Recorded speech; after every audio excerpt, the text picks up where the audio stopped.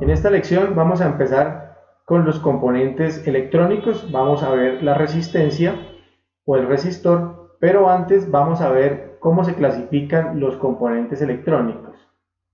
Existen tres tipos de clasificaciones: componentes pasivos, componentes electromecánicos y componentes activos. Los componentes pasivos son un grupo de componentes electrónicos que no le aportan, digamos, un valor a las variables eléctricas. Por el contrario, lo que hacen es limitarlas. Ya vamos a ver, en este grupo están los resistores, los condensadores, las bobinas, y otro grupo son los componentes electromecánicos que sirven para controlar estas variables con un accionamiento mecánico, ya sea externo o ya sea interno. Ejemplo, los interruptores. Luego vienen los componentes activos que sí le pueden aportar algo a las variables, como son el voltaje o a la corriente. Por ejemplo, amplificar los niveles de corriente, y tienen una característica, y es que se construyen o están construidos en base a materiales semiconductores. Vamos a empezar por los componentes pasivos y en esta lección vamos a ver el resistor. El resistor o resistencia, por su medida, es un componente muy común, muy utilizado en electrónica. Es el componente más económico que existe en la electrónica. Pueden clasificarse principalmente en fijas, si su valor es fijo, y variables, si su valor varía. En la imagen vemos algunos tipos de resistencias. Las fijas, como ven aquí a la izquierda, existen dos tipos: una normal o de inserción y otra superficial. En electrónica, los componentes, de acuerdo al tipo o a la forma como se soldan en un circuito o como se pegan en un circuito, tienen otra clasificación. Entonces hay componentes de montaje de inserción y hay componentes de montaje superficial. Los componentes de montaje de inserción son esos que se insertan en una tarjeta, y los componentes de montaje superficial son aquellos que simplemente se pegan por encima de una tarjeta electrónica. En este curso vamos a ver sobre todo los componentes de montaje de inserción, que son los componentes más fáciles de entender, y vamos a ver algunas formas de los componentes de montaje superficial. En realidad el funcionamiento es el mismo, lo único que cambia es la forma como se colocan en una tarjeta electrónica. Entonces tenemos resistencias fijas y resistencias variables. En el caso de las resistencias fijas de inserción, se identifican por un código de colores. Aunque estas resistencias se pueden medir con un multímetro, lo vamos a ver más adelante, pero vamos a ver cómo se identifican estas resistencias con el código de colores. Las resistencias tienen unos colores que van desde el negro, marrón, rojo, naranja, amarillo, verde, azul, violeta, gris y blanco. Estos son los 10 colores con los que se identifican las resistencias, y tienen un color extra o unos colores extra, que es el dorado y el plateado, para identificar una banda de tolerancia de las resistencias. Quiere decir qué tanto puede variar el valor de la resistencia en este componente. ¿Cómo identificar o cómo saber por dónde empieza o cuál es el orden de los colores? Entonces, en un extremo siempre va a tener una banda de color plateado o una banda de color dorado. Ese es el final del código o de los colores. El inicio es en el otro extremo. Entonces aquí vemos una resistencia que tiene tres colores. Bueno, la primera banda de color se identifica o se coloca en números. Entonces, en este caso tengo un azul, coloco el número 6. La segunda banda también se representa en números. Por ejemplo, si es el negro se coloca el 0, si es el marrón el 1, si es el rojo el 2. Cada color tiene un número. Y la tercera banda es un multiplicador. Quiere decir que yo debo multiplicar los dos números anteriores por el multiplicador al que hace referencia. Por lo general, los valores de resistencias utilizados en electrónica van hasta 1 megaohmio, 5 megaohmios, es el valor más grande. No se utilizan valores más grandes porque ya no tiene sentido aislar tanto la corriente, pues ya se puede utilizar es un aislante. Ya esos valores de megaohmios ya empiezan o entran a compararse con aislantes. Entonces, los valores más grandes, 1 megaohmio, 5 megaohmios, ya de ahí en adelante son aislantes o son materiales aislantes. Vamos a ver un ejemplo. Entonces, vamos a ver el ejemplo de la resistencia que teníamos anteriormente, que es azul, gris y rojo. Para este componente, el primer valor azul es el 6, azul es el 6, el gris es el 8 y el rojo es un multiplicador por 100. Bueno, algo que nos faltó es que las resistencias, como vimos, igual que la medida de la resistencia, se representan con el ohmio, que es el símbolo omega. Entonces tenemos azul 6, gris 8 y la tercera banda que es por 100, que es el multiplicador por 100. Entonces colocamos el valor 6, 8 por 100, esto nos va a dar 6800 ohmios. Ahora, este 6800 yo lo puedo pasar o representar con un múltiplo, que en este caso sería el kilo, para que el valor se vea más pequeño. Entonces, para pasar de un valor de unidad a un múltiplo, que es el kilo, debo dividir por 1000. Para dividir por 1000 me corro 3 ceros a la izquierda, entonces me paro aquí, que es donde está la coma, corro 1, 2 y 3. Este valor lo puedo representar como 6,8 kiloohmios o 6,8 kiloohmios. La tolerancia, como vimos anteriormente, la tolerancia en esta imagen, el valor de la tolerancia es el dorado. Y el dorado tiene una tolerancia del 5%. Entonces, este valor va a ser del 5%. Simplemente multiplico 6800 o 6,8 por 0.05, que es 5%, esto nos va a dar 340. ¿Qué quiere decir este valor de tolerancia? Quiere decir que esta resistencia de 6800 ohmios puede estar 340 ohmios por encima o 340 ohmios por debajo. Quiere decir que ese valor de resistencia va a variar en ese rango, entre 340 hacia arriba y 340 hacia abajo. En realidad, para un valor de 6800, una tolerancia de 5%, una variación de 5%, es una medida aceptable.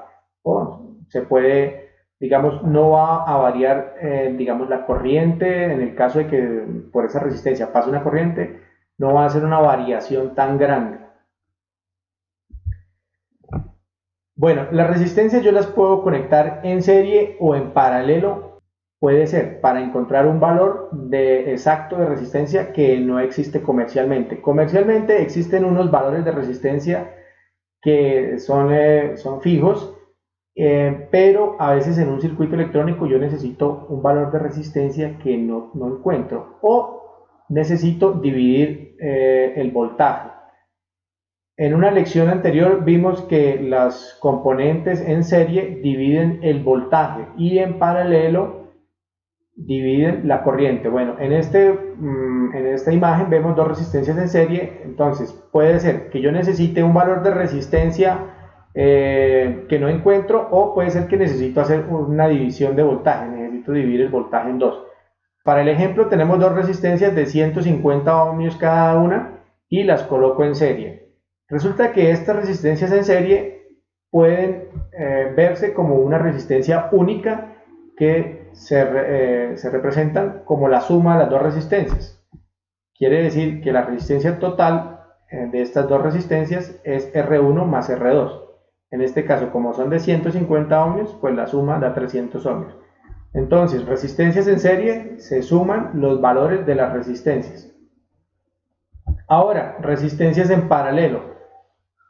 Con las resistencias en paralelo es un poquito más complejo. Aquí tengo dos resistencias en paralelo, hago una ecuación, que en este caso es la resistencia total, es R1 por R2 y R1 más R2.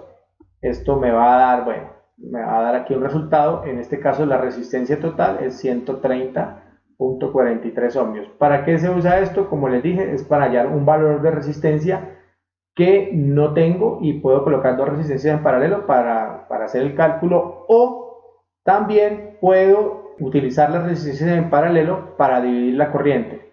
En una lección anterior vimos que las cargas en paralelo dividen la corriente y las cargas en serie dividen el voltaje. Entonces puedo utilizar esto para dividir la corriente, o en serie para dividir el voltaje.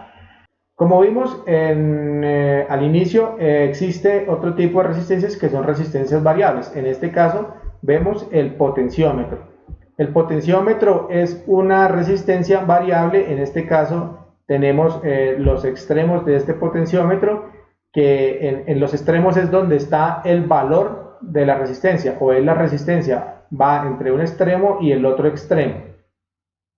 Y el terminal central es el que va a variar entre un extremo y el otro extremo para variar la resistencia de un lado al otro lado. Entonces la resistencia va a variar entre este terminal central y los extremos, de acuerdo a donde yo tenga el valor. ¿Para qué se utiliza esto? Para hacer variaciones de resistencia, ya sea en un circuito que esté dividiendo el voltaje o en un circuito que esté dividiendo la corriente. La mayoría los hemos visto en los controles de volumen de algún aparato electrónico o de algún aparato de música, que se utilizan estos sistemas o estos componentes para variar el valor del volumen. Existen otras formas de estos potenciómetros de acuerdo a su aplicación. Entonces, por ejemplo, aquí vemos estos potenciómetros lineales que se utilizan sobre todo en los mezcladores de la música. ¿Por qué? Por su forma de poder variar los valores de una forma que yo puedo saber exactamente dónde tengo el potenciómetro. O unos potenciómetros de precisión como este de la mitad, que se utilizan para variar la resistencia, pero de una forma muy precisa, muy pequeña. Y otros potenciómetros como este, que se utilizan para que sobre todo el valor de la resistencia no sea tan fácil de manipular. Entonces se utilizan estos sistemas que necesitan una perilla o un destornillador para poder variarlo. Son algunas formas de las resistencias variables de los potenciómetros. En realidad, sí, el concepto es el mismo: dos pines en los extremos y un pin en el centro. Otro tipo de resistencia variable son las fotorresistencias, que son unos componentes que varían la resistencia de acuerdo a la cantidad de luz que les llega a la superficie. Esta es la imagen de esta fotorresistencia. Cuando tienen poca luz, su resistencia es muy alta, están por el orden de los 100 kiloohmios, y cuando tienen mucha luz, su resistencia empieza a bajar al llegar hasta el orden de los 100 ohmios o más abajo. En realidad son componentes muy sencillos, pero se utilizan mucho. Por ejemplo, estos los utilizan en las luces en la iluminación pública, para hacer cuando haya luz se apague el bombillo, y cuando llegue la oscuridad o cuando no haya luz se encienda el bombillo, sobre todo en las calles o en los exteriores de las casas. Bueno, aquí vemos un circuito o un plano, un diagrama de un circuito donde se representa. Acá vemos la resistencia, que tenemos un símbolo, una resistencia de 2.2K, quiere decir 2.2 kilo ohmios o 2200 ohmios. Aquí vemos una fotorresistencia. Por el símbolo podemos saber que es una fotorresistencia, pero por la notación no sabemos qué componente es. Como les decía en una lección anterior, a veces podemos identificarlos, un componente, por el símbolo o por la notación. ¿Por qué? Porque no se siguen todos los parámetros de notaciones en los diagramas electrónicos que deben ser, pero existe una universalidad de los componentes que se pueden identificar. Aquí vemos un potenciómetro también, y vemos cómo se identifica aquí. Los extremos son los terminales, digamos, extremos del componente, y la flechita es el terminal central. Acá en esta otra figura vemos otra forma de representarlos. Como les decía, esto es una resistencia por el símbolo, no sé qué componente es, pero dice que tiene un valor de 1 kiloohmio.